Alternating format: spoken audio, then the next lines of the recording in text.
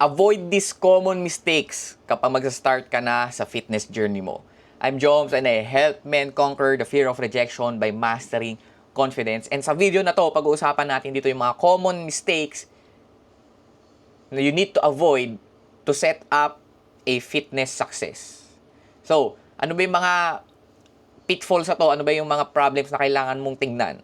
So, number one is, naging inconsistent ka sa workouts mo. If ang workouts mo is 3 times a week, you need to show up, you need to work out 3 times a week. Kasi binild yung program na yun for the repetition of 3 times a week. Okay? Number 2 is poor nutrition choices. So, ang goal natin dito is fitness. So, always try to be intentional sa kinakain mo. So, pag-isipan mo yung mga kinakain mo. Hindi, kasi mamaya, nag-fitness ka nga pero puro ka naman alak. Puro ka naman chichirya. So, hindi, with those junk foods, with those garbage foods or garbage drinks, hindi niya ma-fuel yung body mo enough in order for you to have strength and power to progress. Kasi walang nutrition yung mga yun eh. And number 3 is lack of progress. So, pag nakikita mo na sobrang tagal mo nagbubuhat pero hindi mo pa rin na-achieve yung progress na gusto mo, then you might want to question kung ano yung mga ginagawa mo. You might want to revisit kung ano yung mga ginagawa mong tama at mali. Ganyan.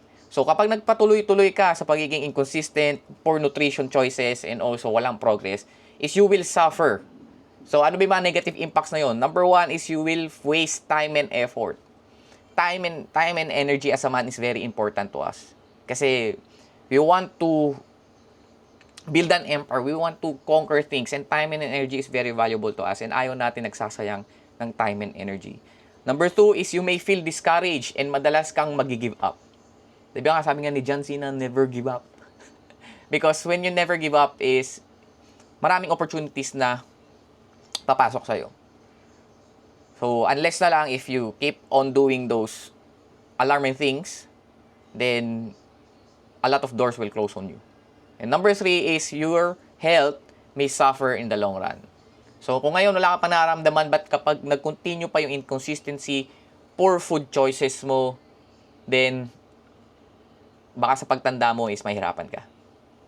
So, bakit ba importante na ma-understand natin itong mga common mistake? Because this will help you to achieve better results and better fitness. So, mga benefits dito is number 1, you'll see faster progress in your fitness journey. So, alam mo ba na you can lose 10 kilograms in just 100 days? So, kaya mo yung gawin with the right program, with the right nutrition and food choices. Ang mahalaga dito is maging consistent ka. Number 2 is you'll build healthy habits fast. So, kapag consistent ka sa workouts mo, consistent ka sa routines mo, then you will build discipline.